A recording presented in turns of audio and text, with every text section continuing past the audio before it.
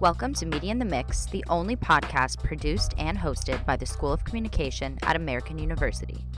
Join us as we create a safe space to explore topics and communication at the intersection of social justice, tech, innovation, and pop culture. Today, we welcome Jen Tanner, another AU alumna. To give you a little more background on our guest, Jen Tanner graduated from American University in 2012, where she studied public relations with a double minor in music and Spanish. She received her master's degree in music business after graduating from AU at New York University in New York City.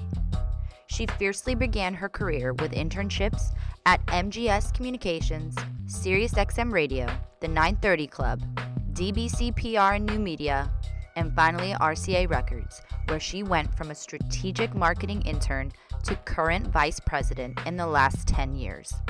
In 2022 alone, she was named on Billboard's 40 Under 40, as well as Variety's Hollywood New Leader lists. As a bilingual professional, Jen continues to focus on bringing together her love and skills from music, artists, and global brands to create meaningful stories for her audience. And we are so proud to call her an AU Eagle. All right, so thank you so much, Jen, for joining us on the SOC podcast today. Thanks for having me. Of course. So I want to start first with kind of your path from AU to RCA Records. How did you kind of navigate your own path? And I know everyone's is different, but hopefully, our students can learn a little bit about knowing what you want and sticking to it. Yeah, I mean, it's funny hearing it that way because when I first got to AU, I definitely did not know what I want. And well, I thought I did, but I was totally wrong. I started out in SIS and I thought I was going to be the next diplomat to a Spanish speaking country. And it was really first semester that I was in class with a bunch of SIS students and I thought I was passionate about it until I was surrounded that people that actually were. And I was like, oh, I got to shift because I'm never going to make it if this is my competition of people who are way more interested in this than I was. So I kind of took a step back and I was like, what am I that obsessed with? And for me, it was iTunes and music discovery and just going to shows. That was the thing that I found myself spending all my free time doing. So I switched over to SOC. One thing I really loved about SOC is that they required you to get a minor or major in something else. So for me, that ended up being music. And I kind of just went from there. I think AU, given DC and just the AU energy in general of encouraging people to intern was really helpful for me because I knew I was interested in the music industry, but I didn't know the first thing about the music industry in the beginning. So I just kind of hopped around and figured out as many internships as I could do. I interned at Sirius as a music programming intern, editing radio shows. I interned at the 930 Club, which I thought was going to be my dream job until honestly I was there and it wasn't, but I'm happy I got to experience it. I interned at a PR firm, given that I was in public communication, that I was well, maybe there's a publicity route. So I think that AU prepped me really well in that I was able, with my scheduling, was able to figure out how to intern so much over the course. I mean, I started my first internship as a sophomore at Sirius XM. So that by the time I graduated from AU, I had tried a few things. I moved to New York. I got my master's in New York, and part of my grad program's requirements was to get an internship. Awesome. It ended up being in brand partnerships at RCA. And it to me was a combination of it. It was I really liked this work for the first time, but also I really clicked with the team that I was paired with. So I kind of I held on for dear life. I interned for a year, which is a luxury to be able to do that. I mean, now luckily interns are paid at RCA. Changed a little bit, which is great. Yeah, we love to see people getting paid for work. The bare minimum. Right? But I did that for a year and I kind of just held on for dear life. And what I really drew me to brand partnerships specifically is that you always get to be creative. The work is not monotonous. Every day is different. The landscape has even changed so much from when I started that every day we're essentially becoming experts on a brand new thing. Right. And that's kind of what's kept me motivated, that I'm constantly learning. And I you don't feel like you're in a rut because there's always something new to chase and kind of go after. I'm sure in different projects and initiatives and Yeah. yeah, everything's different. And just a side question, did you always know you wanted to do the business side of music? I never realized there were so many different ways you can go. And even that, I mean, like I definitely can't sing. So I couldn't go the performance route at all. And honestly, as a music minor, music theory was by far the hardest class I ever took at AU. Interesting. Oh my Okay. god, that was second semester senior year and was rough. Yeah. But I knew, yeah, I think I was always intrigued by marketing in some way once I figured out like and I knew I liked talking to people. I mean, even back when I thought I was going to be like a diplomat, I liked the idea of like learning about new people and their stories and where they come from. So I knew I wanted to do something a little more social. Yeah. And the business lends itself to that. But I do think that like people don't realize how many ways you can go within the music industry. I think people think of just like you're an artist or you're a producer, but like even talking to other people, like to go into brand partnerships, there's so many different ways you can go. And honestly, it's one of the things that drew me towards it because in the beginning, when I first started at RCA, like I didn't know if record labels were even going to be around much longer at that point. So I was like, well, I don't want to go into radio. Who knows Yeah. if radio is going to be like relevant in 5 Right. years? But I was like, at least with brand partnerships, I could pivot and like go do this somewhere else. And now it feels like brand partnerships are having a moment more than ever, which is exciting. I was just gonna say, I feel like that's something that's like, well, now everyone needs it. So it's a good skill Yeah. to have, It which used to be called strategic marketing. Like nobody even knew it right, existed. right. And I do have to ask, do you feel like because, like, I'm sure your projects expand globally, but do you feel like your international affairs side has kind of helped that in a way? Like, it's all kind of come full circle? A little bit. I mean, there's days I feel like I'm definitely a diplomat still, and Yeah. we do a lot of deals, well, in, like, a couple ways. One, like, I work a lot with the me like, given that RCA is under the Sony umbrella, I work a lot with the me of other Sony Music territories across the world. So, like, the UK, like, arm of brand partnerships, like, they're like family to me. I talk to them all the time. I talk to the German side of brand partnerships. I mean, Sony as a whole, we do a lot of work with like Sony Electronics and they're based out of Tokyo. So there is a little bit of like cultural communication and adapting to just different practices and the way people do business that like you have to adjust and Right, be malleable to to that portion that not everybody moves the same way right. that they do in New York or LA. So you have to be able to adjust to that. That's awesome. Yeah, I did a with my SOC degree, I did a psych minor, and I was Oh, like, cool. "Where am I ever gonna like, what" I thought I wanted to do clinical psych, and then my career shifted entirely, but I'm like, "You know what? I really did learn from that s a few of those psych classes I took because, learning about people, learning about how people interact, and my job is so hands-on that it's Yeah, it comes in a lot of handy, I think, like, even just, like, the formality of knowing how to sign off a note to certain people and, yeah, how to approach conversations. Because a big part of my job is negotiating. right, So, you kinda need to know how you think the other team is gonna react or what will be received well. right, and I'm sure you have to, like, regulate emotion, just everything's gotta be That is probably the MO of my job. That's Yeah. awesome. And then I just have to ask because we have been kind of talking about interviews lately, and I like that actually the conversation is happening more in general of just, I'm interviewing for a job. It's not just about what I can do for you guys, but it's about what you guys can do for me. Yeah. I love that's the conversation happening because it is a two-way street when someone's applying for a job. So, you've been at RCA for a long time now. So, can you actually just speak a little bit of advice onto the qualities that kind of kept you there, the qualities that you were looking for in a job? Because I've talked to a lot of people that have jumped from place to place, which is great, and I trust in the film industry, that is my resume. But it's so unique to talk to somebody that's been there for quite some time that I'm just curious so that the students can hear kind of a different perspective on what do you look for in that workplace environment and just people you're working with and such. Yeah. I mean, for me, there's a few things that have kept me at RCA. I mean, it sounds wild. Sometime this month, I don't know the day, will be 10 years, and it makes me feel like Wow. I'm a million years old. But it's a couple things. One, like I mentioned, when I started as an intern, I really clicked with that team.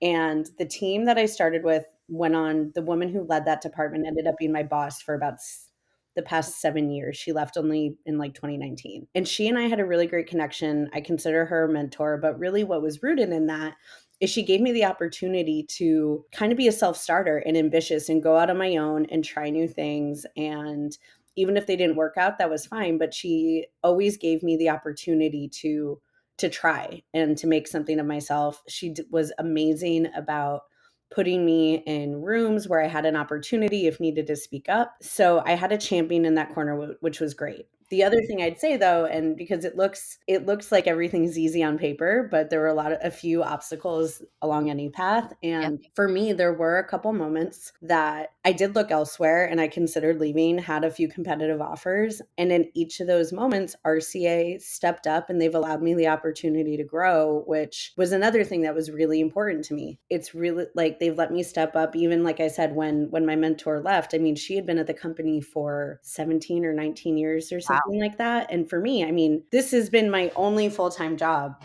ever. And for them to give me the opportunity to step up and attempt to lead the department rather than bringing in somebody older and above me, like Right. was such like a testament to that they really are trying to let people grow and take a risk, and it's worked out. And those are things I think that I really admired about Sony and about RCA, of looking for a team and a direct report that you think that you can trust and will be personally invested in you to grow. And you hope that the company will do that. I mean, obviously that's much easier said than done, and you don't always know it when you originally sign up for a gig.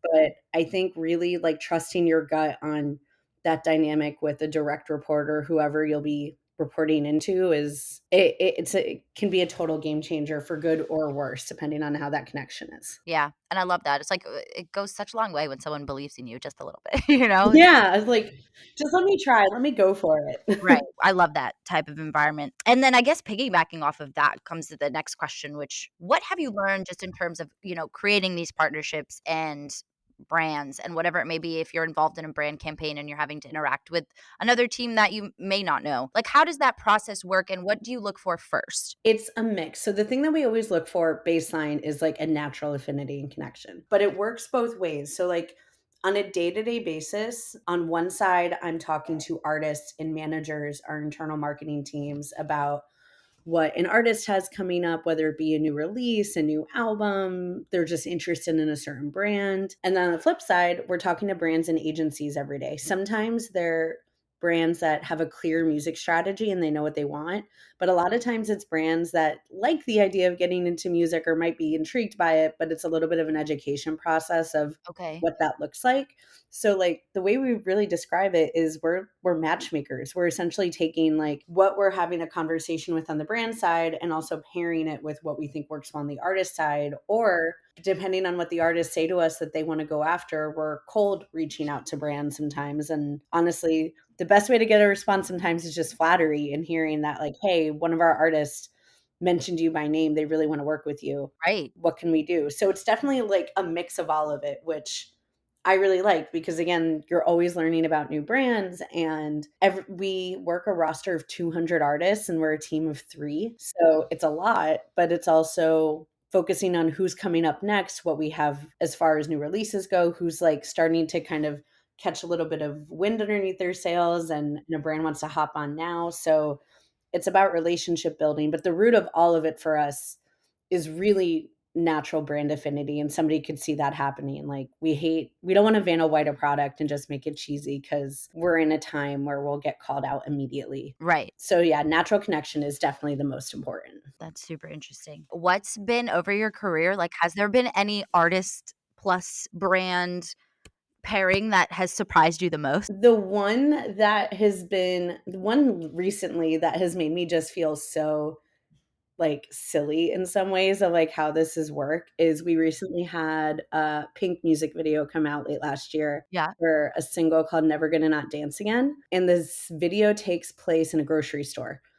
And so it's just been brands that I never thought I would interact with. Like there's a Stouffer's product placement in that Okay. video if you Interesting. watch it. And it was just like, who would have thought that like they would come to like Stouffer's would be like, yeah, Yeah. we'll be in a Pink music video. Let's do it. And we had a handful of offers in like the food category, which was just it was just totally new from what we did. So that one really kind of caught me off guard. Like you would never really expect that. But I think some of it has also been like one big goal for us this year is Lotto, who's a female rapper Mhm. on our roster and we're really excited about. We learned that she loves drag racing. So like that's something that like we really want to go after now because Yeah. we know there's a natural affinity there, be it Yeah. with a car brand, be it with like GTA or video game, like Awesome. Formula One. There's so many Right. ways you can go with it that, Go with like, it, yeah. we're the masters of knowing, like, the trivial things about artists that nobody does. Okay, interesting. Can you expand on that a little bit? Like, I Yeah. have to, like, really dig deep in order I guess in order to know that it's gonna be a real genuine connection though, right? I mean, Yeah, like, that's the things we wanna know, like, we wanna know what artists are doing in their free time or what they're into, like, because the 2 main goals of my team are A, to generate revenue, but B, to yeah, expand an artist audience, and right, a lot of that we try to root as much as we can in music, but so much of it is also personality. If we're able to find a really strong partner for her that ties back to her, like, natural passion for drag racing, right, that could expand her to a whole new audience who might not be familiar with her yet. right. So, it's stuff like that, that one we're obsessed with, like, we know, one of the emerging artists on our roster, Sam Fisher, he's, like, very vocal that if he wasn't a musician, he would probably be a professional tennis player or tennis instructor, like, it's just knowing that, like, brands will reach out to us, and they'll be like, "Who do you have?" Like, yesterday, I'm doing research on it today, they're like, "Who do you have that's obsessed with Star Wars?" And I'm like, "Working on it." I know one name off the top of my head, but, like, I'm working on it. Yeah, that's so fun, especially in this day and age. I feel like we gotta switch it up a little bit. Yeah, like, and we're the helm of niche knowledge. Right, that's awesome. I guess I'm just gonna jump to the girls who code. I love this idea. So it's the first codable music video. Yeah. Okay, can you expand on this whole project? And if anyone, listening, it's, the music video was Doja Cat's. Yep, Doja Cat's "Woman" music video. Grammy nominated this year, stay tuned. That's amazing. Congratulations, that's awesome. But yes, please expand on this because I love this idea. I think it's so unique. This was by far one of my favorite projects I've ever worked on. We do a lot of video product placement, and typically, it's always very much like it's like Stouffer's or it's like a liquor brand, and it's very kind of like step and repeat a little bit of like what of how a brand is working with an artist. Like you'll get like a logo shot or you'll get a certain number of seconds in a video, but Girls Who Code and their agency Mojo Supermarket came to us and they said, "Hey, we have this idea to make a codable music video and really want to show." I mean, obviously the coding and STEM is usually male dominated, and they wanted to show young women that coding can be fun and coding can be cool and it's more than just zeros and ones, and they wanted to make it accessible, and while not everybody's wanting to watch a video about how to code, a lot of people are wanting to watch a Doja Cat video. So we partnered with them, and going into the music video, we identified a few elements that would be really fun to kind of codify. So if you watch the music video, you can then go to Girls Who there's a Doja, I think it's dojacode.com, and you can play with certain elements with code to change parts of the music video. So like with code, you could change in one scene the color of Doja's nails, and you can make it certain elements. There's another scene moment in the video where there's these like leaves falling, these petals falling in front of her, and you can change the color, how many there are, the speed at which they're falling, and it's just making coding really cool and really accessible and showing, yeah, and hopefully with the hopes of showing young women that coding can be fun and cool and even your favorite pop star is part of it. Right. I love that. And that's so true because I don't think anyone would think to really go watch a video on coding otherwise, you know? Unfortunately, Yeah. that's super unique. Yeah, we really loved that one. It was a great idea and we loved working with them. We actually then have now expanded that relationship with them and Meta, and we've brought them on board. And we've done one with we did one with Doja and we're working on one with Lotto now that now we're ranking Instagram filters with the Girls Who Code based on music videos for different artists. So Oh, it's ended up being like a really, really great relationship. And yeah. it's also exciting to see like young girls get to work with like stars they might idolize Right. and make some change that actually ends up going on their profiles. I mean, for Doja, we did it with the filters as well, and they went live on her profile Coachella weekend, and, like, they were made by teenage girls. So, like, it's nice to also we do a lot of work on the music industry side that sometimes it seems silly, but when it can also, like, do some good Right. is really When exciting. you kinda see it making a difference and, like, giving these young girls opportunities that they might have never had otherwise, I mean, that's just awesome. That's Yeah, aw it's been a really special one. that's great. let's just transition into digital platforms changing the music industry. I think it was somewhere where people are talking about how like TikTok is the new SoundCloud. And I just wanted to get your thoughts on that. Like how is it kind of affecting your work and kind of where you go to maybe research or just learn? I Yeah. feel like there's so many platforms nowadays, and please educate me on any of that, TikTok is like Sure. the one everyone knows, but yeah, how has that just changed kind of like the way you guys do things? Yeah, I mean, I think it's changed in a few ways. One thing that we really love about TikTok is it seems to be one of the few social platforms that directly ties back to streaming. Like, if there's a trend that goes on TikTok, there is usually a direct correlation to seeing a spike on streaming platforms like Spotify or Apple Music. For us, I think there's really two things that has adjusted because of it. One is quick time reactions and us moving really quickly if we see something that's starting to bubble up on our side for one of our artists. How do we double down and really fan the flames there Mm. so that it's not just like a flash in the pan and might turn into like something with substantial growth, that it's requiring us to think creatively and react really quickly on how to capitalize on one of those moments because they happen organically and we just want to make sure that they stick around and aren't like a fleeting moment, which many are. The other thing that I think TikTok has really exacerbated and has changed directly with my role a lot is we're learning that we're in this like time of like very niche communities with like massive like reach, but like you need to truly become experts in those fields. Like everyone's FYP pages are totally different, Yeah. but to connect an artist in that way, like you really need to kind of like talk the talk. It's not just like pairing an artist with a community where it doesn't make sense. Like I've am now like learning from my peers who are super fans in these spaces, but I'm learning about anime, even though I'm not a big anime person, Yeah. because that's a very passionate community.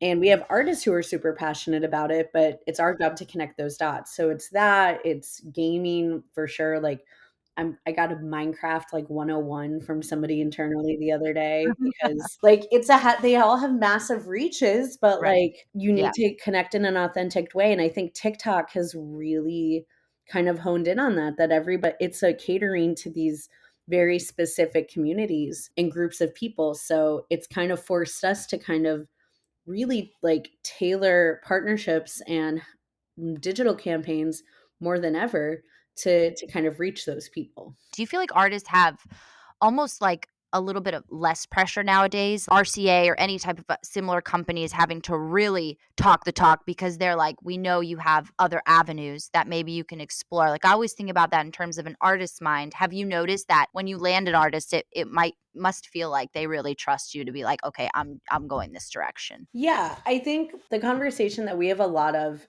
with artists is that the hope is that you create a dialogue or a conversation about you. That the uplift shouldn't be like, yes, is does it help when an artist is actively engaging like regularly with their fans?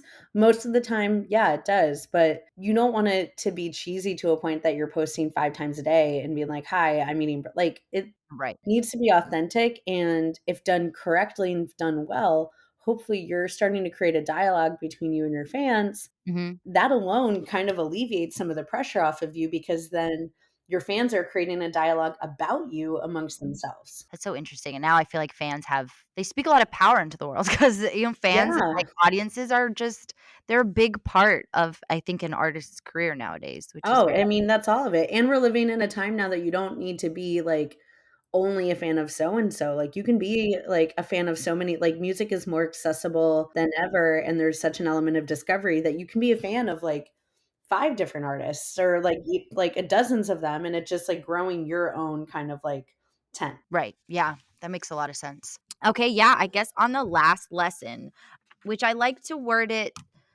what have you learned that you kinda wish you knew at the start of the industry? I think a couple things that I wish I knew at the beginning. Yes, as many as you want. One, you don't need to vocalize everything you hear, and you don't need to vocalize everything that's told to you. A lot of the music industry is relationship based. I mean, I will say I got my master's. I don't know if I necessarily needed my master's in the music industry. Yeah. It's all relationships, and I think like relationships need to be treated like gold. So always be mindful of that. Mm. No matter what, be respectful and timely when you're responding to people in email. Even if you get an opportunity and you're not interested in it, let that person know. It's also a very small community. So just be very mindful of the relationships. Do everything you can to not burn bridges because there's a very good chance you're going to work with those people again in another capacity. So that's one thing I would say. And also, the most important thing I think I've learned is like I am at nature a pretty competitive person, and the music industry is competitive in many ways. Don't worry so much about what everybody else is doing. Just focus on your own game, figure out what you want and what will make you happy and what will make you succeed. And don't really worry about like the speed at which other people are doing things around you or who's moving where. And don't let like all of that noise come, because a lot of people, A, are saying noise that might not necessarily be true, but B, like it doesn't really matter. That second one, I think, is one that took me quite a bit of time to learn. And I only kind of learned it in the past like 3 or 4, like about the last 3 years, the beginning of COVID, it really became clear. And I would have saved myself a lot of sleep and anxiety if not. That's really, really good advice, actually. This might be a little bit of a repetition, but I'm going to ask it anyway. What's your advice for like genuine connections in the industry? And that could go for a work relationship or a friendship. So, because you're doing, partnerships all week long, do Yeah. you have any advice for kind of the qualities that you look for there? I look for transparency. I think that is at the helm of it. Nobody likes to be dragged along only to have something not work out in the 11th hour. I think transparency is key. I think intentions being clear is also really important. And I think it's also consistency and making sure that you're coming to partners with things for them, that it's a two-way street, I think is really important. Nobody likes to be known as the person that only reaches out when they need a favor. That all relationships are a two-way street. So nurture those relationships. And I mean, I think personally and professionally, that's super important. That don't always be the friend that only gets calls from other people. Call your own friends. Like I Right. think it's in any relationship, professionally and personally, it goes a long way. Yeah, that's awesome. That's great advice. Is there anything you wanted to cover that we didn't go over? I mean, I think this is great. I mean, like I said, I think the internships, especially that AU champions and encourages students to do, like made such a difference for me to even be able to get the internship I did at RCA going into it, because I had that experience that outside of learning what I do like and what I don't like, it really sets you up. So take advantage of it. Do you think there's value to then obviously trying things that maybe you don't like, but just to know you don't like them? Yeah, I mean, I think within the music industry especially, like you don't know unless if you try. And college is such an unique four-year period for a lot of people, where if you're not going to like put yourself out there now, when are you going to, like try it. The worst thing that can happen is that you don't like it. Like at that point, it's not like you need to change, like you're so early that you can change a career track. Or within music, there's so many different ways you can go that like it's a process of elimination. Like I truly thought I was going to work at a venue forever.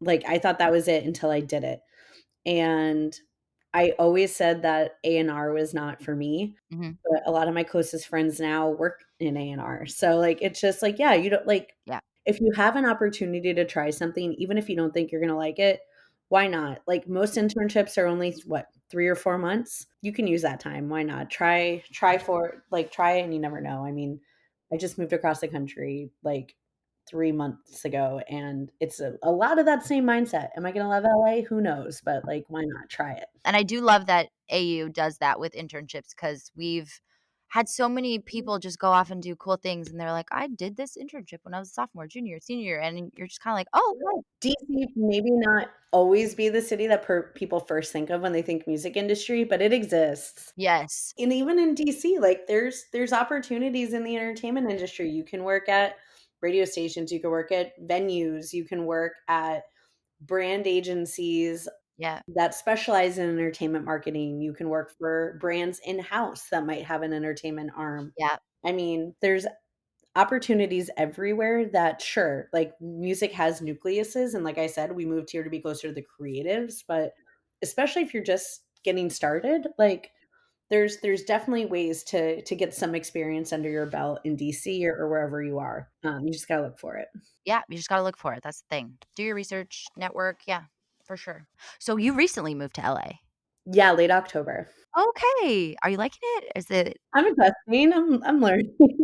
I mean, with work and the holidays, it's been like been pretty a crazy, I'm whole sure. thing. But I mean, as a whole, RCA's done a big shift to LA. Most of our company is now based here. Pre-COVID, we were largely in New York. And the thought process behind that is we're a creative company. Right. To really succeed, we should have close relationships with our creatives, our artists, and they're largely based here. That makes sense. So, and that is, and I will say, I think that that's been correct. Like we are now sitting with artists and growing closer relationships with them now more than ever. I probably see at least one or two of our artists a week. And before it would only be when they're in town. So, or if I had a specific shoot that sent me out here, an event that sent me out here. Gotcha. So that part is like pretty true. And I understand the reasoning behind why we did it.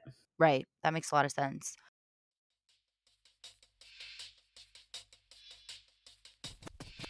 Thank you, Jen, for joining us on the podcast today. It was such a pleasure to meet you and have this conversation. Thanks for having me. This was great. If you'd like to check out our bi-weekly episodes dropping on Wednesdays on Anchor, Spotify, Apple Podcasts, Google Podcasts, or wherever you listen to your podcasts, go give us a listen, click that subscribe button, and if you'd like to support this podcast and the School of Communication, go to giving.american.edu to donate now. And that's a wrap.